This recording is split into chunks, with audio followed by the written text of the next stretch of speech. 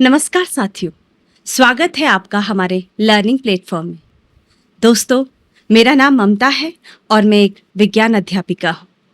तो साथियों, बिना देर किए हुए आज की विज्ञान यात्रा प्रारंभ करते हैं और आज शुरू करते हैं कक्षा 10 एनसीईआरटी विज्ञान का प्रथम अध्याय, जिसका नाम है रासायनिक अभिक्रियाएं एवं समीकरण। तो चलते हैं अपने पाठ की ओर। रासायनिक अभिक्रियाएं एवं समीकरण। जैसा कि हमारे चारों ओर कई परिवर्तन होते हैं, जैसे दूध का फटना, लोहे का जंग लगना, भोजन का पकना इत्यादि। ऐसे परिवर्तनों को हम अपने दैनिक जीवन में देखते हैं। परंतु ऐसे परिवर्तन जिनमें नई वस्तुएं बनती हैं, उन्हें रासायनिक परिवर्तन कहते हैं। अर्थात रासायनिक परिवर्तन में सदैव नई वस्तुएं बनती हैं और रासायनिक परिवर्तनों को रासायनिक अभिक्रिया के द्वारा निरूपित किया जाता है।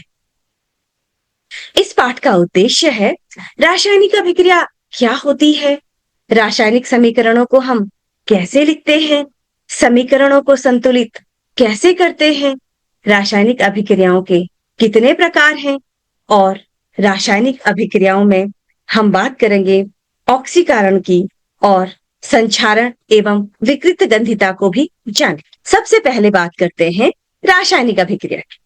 ऐसी अभिक्रिया जिसमें बनने वाले उत्पादों का रासायनिक संगठन पूर्णतः प्रारंभिक पदार्थों अर्थात अभिकर्मकों के रासायनिक संगठन से बिल्कुल भिन्न होता है, रासायनिक अभिक्रिया कहलाती है। इसमें पुराने आबंध टूटकर नए आबंधों का निर्माण करते हैं। अब बात करते हैं रासायनिक समीकरण की। रासायनिक अभिक्रिया का प्रतीकात्मक निरूपण रासायनिक समीकरण कहलाता है। इसमें बाईं ओर अभिकारक अर्थात जो अभिक्रिया में प्रतिभाग करते हैं तथा दाईं ओर उत्पाद जो अभिक्रिया के फलस्वरूप बनते हैं के रासायनिक सूत्र लिखे जाते हैं। उदाहरण, जल का निर्माण हाइड्रोजन तथा ऑक्सीजन की अभिक्रिया से होता है। इसका समीकरण इस प्रकार है, H2 plus O2 equal to H2O।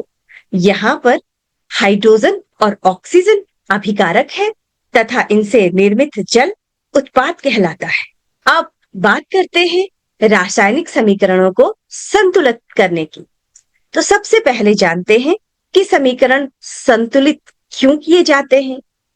जैसा कि हमने कक्षा 9 में पढ़ा था, द्रव्यमान संरक्षण का नियम अर्थात अभिक्रिया के अभिकारक और उत्पाद दोनों के परमाणु बराबर होने चाहिए।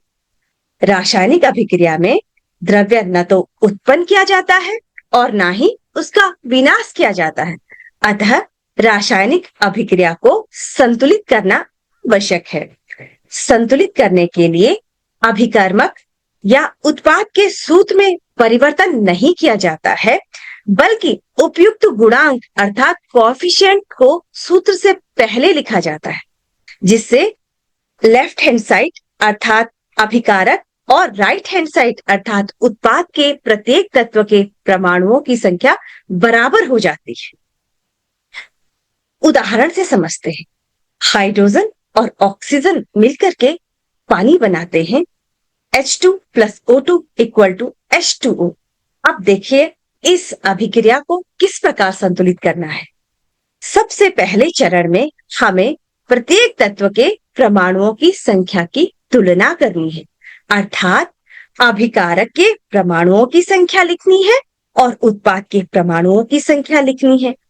अभिकारक यहाँ पर सबसे पहले तत्व हाइड्रोजन में अभिकारक के परमाणुओं की संख्या 2 है और उत्पाद में भी परमाणुओं की संख्या 2 है, जबकि ऑक्सीजन में अभिकारक के परमाणुओं की संख्या 2 है और उत्पाद में परमाणुओं की संख्या 1 है।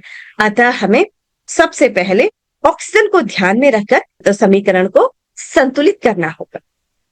तो दूसरे स्टेप में हम लेफ्ट हैंड साइड और राइट हैंड साइड में अर्थात अभिकारक और उत्पाद में प्रत्येक तत्व के परमाणुओं को बराबर कर लेते हैं। अब हम इस अभिक्रिया को संतुलित करने के लिए अभिक्रिया प्रारंभ होने से पहले हम कोएफिशिएंट का उपयोग करते हैं। तीसरे स्टेप में हम अभिक्रिया के भौतिक अवस्थाओं को जरूर लिखते हैं, अर्थात ठोस अवस्था के लिए S जो सॉलिड का सिंबलिक है और द्रव के लिए लिक्विड L सिंबल का इस्तेमाल करते हैं। किसी भी पदार्थ के जलीय विलयन के लिए हम एक्वस अर्थात AQ का इस्तेमाल करते हैं और गैस के लिए G लिखते हैं। गैस के लिए हम अप एरो और अवक्षेप के लिए हम डाउन एरो का भी उपयोग करते हैं। उदाहरण के लिए H2 plus O2 equal to H2O में H2 गैस है और O2 भी गैस है, जबकि H2O जल अर्थात लिक्विड है। तो हमने H2 को आगे से G लिख दिया है और ऑक्सीजन के आगे से भी ब्रैकेट में G लिख दिया है, जबकि H2O जल के आगे से ब्रैकेट में L हम लिखते हैं। इसी प्रकार CO2 plus H2O equal to C6H12O6 plus 6O2 में भी हमने CO2 जो गैस है उसके आगे ब्रैकेट में G लिख दिया है, H2O के आगे लिक्विड, और हमें ग्लूकोज एक्वस फॉर्म में प्राप्त होता है तो उसके आगे AQ प्लस 6O2 के आगे हमने G लिख दिया है। अर्थात इसको अब हम ब्रीफली समझते हैं कि हम समीकरण को संतुलित कैसे करें। तो उसके लिए सबसे पहले अभिकारकों और उत्पादों की सूची बनाते हैं, फिर सही रासायनिक सूत्रों का उपयोग करते हैं और दोनों तरफ परमाणुओं को संतुलित करते हैं। संतुलित करने के लिए हम रैंडम मेथड का इस्तेमाल करते हैं। सबसे पहले तत्वों की संख्या गिनते हैं और जरूरत के अनुसार गुणांक लगाते हैं। जैसे यहाँ पर दो उदाहरणों से समझाया गया है। मैग्नीशियम और ऑक्सीजन की रिएक्शन से मैग्नीशियम ऑक्साइड बनता है, जबकि हम इसमें मैग्नीशियम ऑक्साइड के बनने को हम इस प्रकार संतुलित कर सकते हैं 2Mg plus O2 equal to MgO। इसी प्रकार लोहे की पानी से अभिक्रिया करने से लोहे का ऑक्साइड प्राप्त होता है और हाइड्रोजन गैस रिलीज होती है। तो इस अभिक्रिया को भी हम कोएफिशिएंट को आगे लगा करके संतुलित कर देते हैं। हमें समीकरण संतुलित करने के लिए बार बार अभ्यास करना चाहिए। महारत हासिल करने के लिए जटिल समीकरणों को संतुलित करने का बार बार प्रयास करना चाहिए। अब बात करते हैं पाठ के दूसरे भाग रासायनिक अभिक्रियाओं के प्रकार की। तो बच्चों, रासायनिक अभिक्रिया अनेक प्रकार की होती है। सबसे पहले बात करते हैं संयोजन अभिक्रिया की। संयोजन अभिक्रिया जैसा कि नाम से स्पष्ट है, इसको कॉम्बिनेशन रिएक्शन भी कहते हैं। इस अभिक्रिया में एक से अधिक अभिकर्मक परस्पर संयोग करते हैं और एकल उत्पाद निर्मित करते हैं। जैसे कैल्शियम ऑक्साइड और जल मिलकर के कैल्शियम हाइड्रोक्साइड बनाता है जो एक एकल उत्पाद है। इसी प्रकार अन्य आसान उदाहरणों से समझते हैं। कार्बन और ऑक्सीजन मिलकर के कार्बन डाइऑक्साइड बनाते हैं। हाइड्रोजन और ऑक्सीजन मिलकर के जल बनाते हैं। नाइट्रोजन और हाइड्रोजन मिलकर के अमोनिया बनाते हैं। तो यह है संयोजन अभिक्रिया, जिसमें दो या दो से अधिक अभिकारक मिलकर के एकल उत्पाद बना रहे हैं। अब बढ़ते हैं नेक्स्ट अभिक्रिया की ओर। यह है वियोजन अभिक्रिया या अपघटन अभिक्रिया। यह अभिक्रिया संयोजन अभिक्रिया के उलट है, अर्थात वियोजन अभिक्रिया वह है जिसमें एकल अभिकारक टूटकर एक से अधिक उत्पाद उत्पन्न करता है। यहाँ पर अभिकारकों को तोड़ने के लिए ऊष्मा, प्रकाश या विद्युत ऊर्जा की आवश्यकता होती है। अतः वियोजन के आधार पर ये अभिक्रियाएं लगभग तीन प्रकार की हैं। पहला, ऊष्मीय वियोजन के आधार पर अभिक्रिया का एक प्रकार है जिसमें ऊष्मा के द्वारा अभिकारक को तोड़ा जाता है। जैसे कैल्शियम कार्बोनेट में ऊष्मा प्रवाहित करने पर यह कैल्शियम ऑक्साइड और कार्बन डाइऑक्साइड में टूट जाता है। इसी प्रकार दूसरा मेथड है विद्युत अपघटन, अर्थात इस प्रकार की वियोजन अभिक्रिया में पदार्थों का वियोजन विद्युत के द्वारा होता है।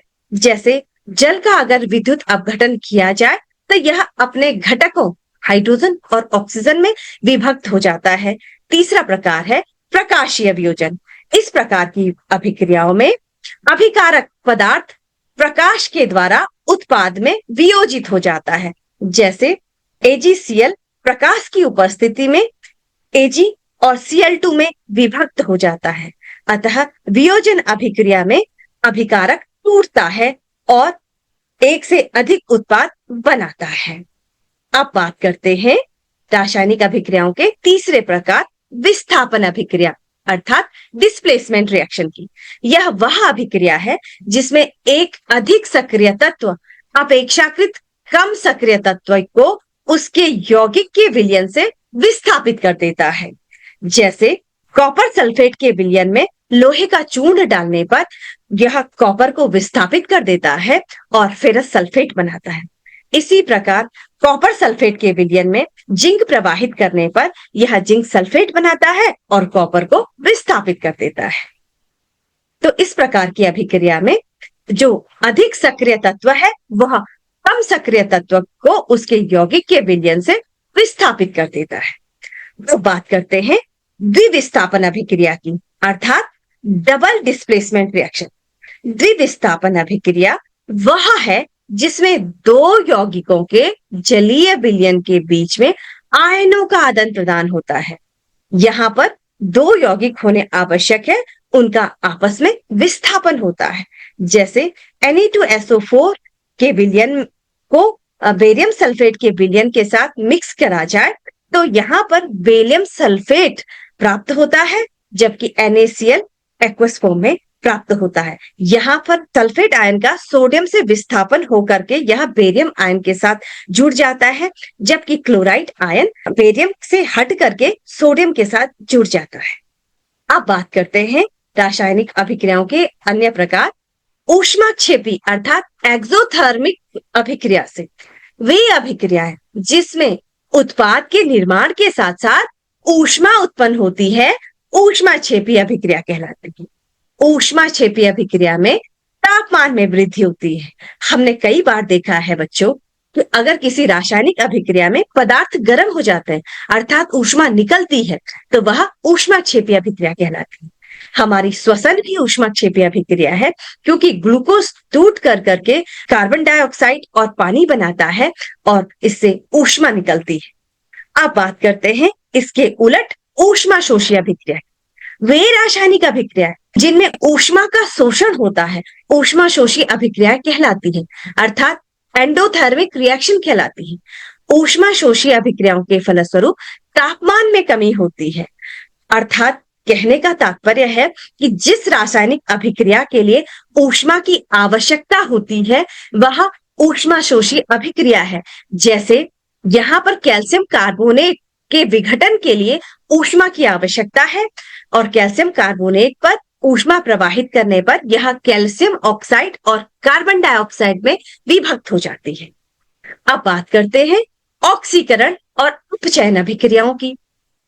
ऑक्सीकरण अभिक्रिया किसी भी रासायनिक पदार्थ की अवस्था में होने वाला परिवर्तन है जब वह ऑक्सीजन या किसी अन्य ऑक्सीकरण एजेंट के साथ संयोजित होता है। मतलब कहने का तात्पर्य है कि ऑक्सीजन का जुड़ना ऑक्सीकरण कहलाता है। इस अभिक्रिया में ऑक्सीजन का लाभ होता है। सिंपल मैग्नीशियम ऑक्सीजन के साथ अभिक्रिया करके मैग्नीशियम ऑक्साइड बना रहा है, यहाँ पर ऑक्सीजन जुड़ रहा है और ऑक्सीजन का लाभ हो रहा है और इलेक्ट्रॉन की हानि हो रही है। तो ऑक्सीजन का लाभ होना, ऑक्सीजन का जुड़ना ऑक्सीकरण अभिक्रिया या उपचयन अभिक्रिया कहलाता है। अब बात करते हैं इसके उलट अपचयन अभिक्रिया अर्थात रिडक्शन रिएक्शन की। यह एक ऐसी रासायनिक अभिक्रिया है जिसमें किसी पदार्थ से ऑक्सीजन का निष्कासन होता है या फिर हाइड्रोजन का संयोजक होता है। दूसरे शब्दों में अपचयन वह क्रिया है जिसमें एक परमाणु या अणु की ऑक्सीजन संख्या में कमी हो जाती है। कह सकते हैं कि उपचयन के ठीक उलट अपचयन होता है, जहां एक और उपचयन से ऑक्सीजन में वृद्धि होती है, वहीं अपचयन में ऑक्सीजन में कमी होती है। जैसे किसी भी धातु के ऑक्साइड को गर्म करने पर यह धातु और ऑक्सीजन में विभक्त हो जाती है, तो इससे धातु ऑक्साइड से ऑक्सीजन का हटना अपचयन कहलाता है। मतलब आसान भाषा में कहें तो यहाँ पर ऑक्सीजन का नुकसान होता है। अब बात करते हैं रेडॉक्स अभिक्रिया यानी कि अपचयोपचयन अभिक्रिया।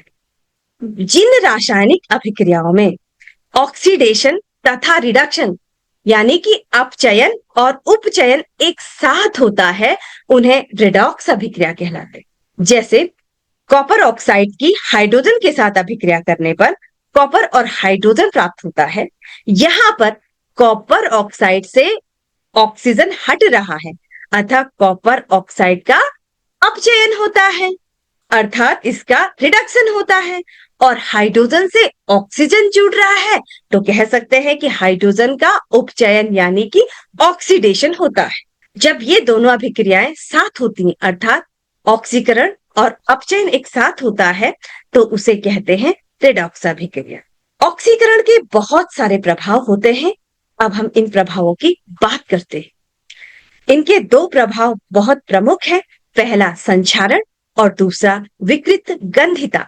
संक्षारण का मतलब है जब कोई धातु अपने आसपास अम्ल, नमी आदि के संपर्क में आती है तो उसकी चमक धीरे धीरे समाप्त होने लगती है। इस प्रक्रिया को संक्षारण कहते हैं। लोहे का क्षरण, जैसे लोहे पे जंग लगना, चांदी के ऊपर एक काली परत का बन जाना और तांबे के ऊपर एक हरी परत का चढ़ना संक्षारण के उदाहरण है। संक्षारण के कारण लोहे की वस्तुएं बहुत खराब होती हैं। कार के ढांचे, पुल, लोहे की रेलिंग, जहाज, लोहे की बनी वस्तुओं की अपार क्षति होती है।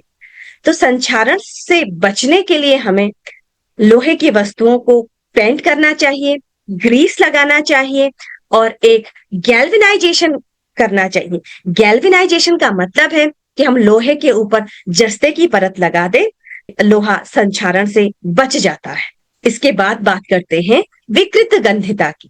इससे हमारा सामना कभी ना कभी जरूर हुआ होगा। खाद्य पदार्थ जिनमें तेल, घी उपस्थित होती है, उनके रंग, स्वाद और गंध में ऑक्सीकरण के कारण परिवर्तन होता है, तो यह परिवर्तन विकृत गंधिता कहलाती है। आप कह सकते हैं कि ऑक्सीजन से अभिक्रिया करके वसा खराब हो जाती है तथा उसमें दुर्गंध और खराब स्वाद आने लगता है। तो विकृत गंधिता खाद्य पदार्थों को खराब करने और उन्हें अनुपयोगी बनाने में महत्वपूर्ण भूमिका निभाती है। यह खाद्य पदार्थों को विषाक्त बनाती है, तो हमें इससे बचाव जरूर करना चाहिए। इससे बचने के लिए खाद्य पदार्थों को वायुरुद्ध डिब्बों में बंद करके रखना चाहिए, जिससे उनका ऑक्सीजन से संपर्क न हो सके। और खाद्य पदार्थ जैसे चिप्स आदि को अक्रिय गैस जैसे नाइट्रोजन के साथ पैक करना चाहिए। खाद्य पदार्थों में प्रति ऑक्सीकारक पदार्थ डालने चाहिए जो ऑक्सीकरण की क्रिया को मंद कर देते हैं, जिससे हमारी ऑक्सीकरण की दर कम हो जाती है और विकृत गंधिता से हमारा खाद्य पदार्थ बच जाता है। तो दोस्तों, इन्हीं शब्दों के साथ आज का पाठ समाप्त हुआ। आपको कैसा लगा हमें जरूर बताइए। धन्यवाद। तो बच्चों, आज हमने रासायनिक अभिक्रिया, रासायनिक समीकरण, समीकरण संतुलित करना तथा रासायनिक अभिक्रियाओं के प्रकार के साथ साथ संक्षारण और विकृत गंधिता को जाना। बच्चों, कुछ तत्व मिलते हैं और नया उत्पाद बनाते हैं। ठीक वैसे ही तुम भी अपनी मेहनत और जिज्ञासा से अपने शानदार नए जीवन का निर्माण करो, सीखते रहो और सिखाते रहो। धन्यवाद।